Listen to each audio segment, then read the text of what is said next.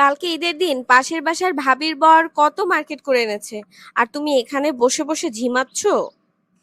এই তোমার একটাই দোষ বুঝলে, তুমি শুধু সিসি ক্যামেরার মতো কার বাসায় কি হয় তা শুধু দেখে বেড়াও। বাহ বাহ বাহ বাহ, আমি অন্যের বাসায় নজরদারি করি? তাহলে যাচ্ছ না কেন?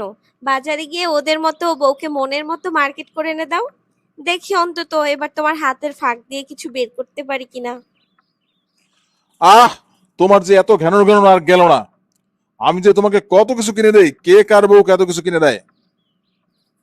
কি দাও, কি দাও তুমি আমাকে, হ্যাঁ? আমি যে তোমাকে কত ভালোবাসি, আর আমার যা কিছু আছে সব তো তোমারই, তারপরে তোমার মন ভরে না? আজকে আর কোনো মিষ্টি কথায় কাজ হবে না। আমাকে শপিং করিয়ে দিতেই হবে। ভিখারি স্বভাব বাদ দিয়ে দাও, বুঝলে? জেনে শুনে কেন খোটা দিচ্ছ? বিয়ের আগে তো কতবার বলেছি। কই, বিয়ের আগে তো কখনোই জানতাম না যে তুমি এত ভিখারি। কিভাবে বললে? আমি কতবার বলেছি, প্রিয়তমা তুমি ছাড়া এই পৃথিবীতে আমার আর কিচ্ছু নেই। তখন তো কিছু বলতে না, শুধু হাসতে। তুমি না বুঝলে আমার কি দোষ? তুমি তো আমার সাথে বাটপারি করেছো। এগুলো তো মানুষ ভালোবেসে বলে। আর তুমি যে বাটপারি করে বলেছো তা তো জানতাম না। তুমি কি আর ভালো হবে না? এই শুধুমাত্র তুমি ছাড়া আমাকে সবাই ভালো মানুষ বলে। আমি তো সবার কাছে আদর্শ, শুধু তোমার কাছেই বাটপার রয়ে গেলাম। ঘরে আমাকে জ্বালিয়ে পুড়িয়ে সবার কাছে আদর্শ সাজছে। চলে যাবে এই সংসারে আগুন দিয়ে। যখনই কিছু কিনতে বলি তখনই ইতিহাস খুলে বসে, যেন আমি চুপ হয়ে যাই। না না না, এবার আর চুপ হব না।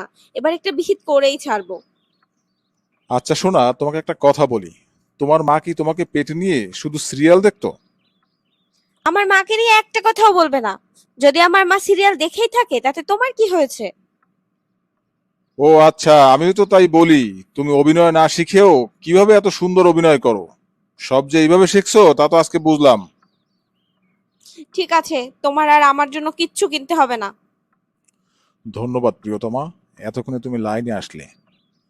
তোমাকে দেখতে এমনিতে অনেক সুন্দর। তোমাকে কি আর পাশের বাসার ভাবিদের মতো আটা ময়দা লাগাতে হয়? মিষ্টি কথায় আর গলছি না। ব্যাগটা গুছিয়ে এখনই বাবার বাড়ি চলে যাব। আমাকে আর ফিরিয়ে আনার চেষ্টাও করবা না। বাঁচালে বাবা, এবারের ঈদটা বাবার বাড়ি কাটিয়ে এসো, আর আমি খরচ থেকে বাঁচি। ঠিক আছে, যাও যাও, কে তোমাকে ফিরিয়ে আনবে?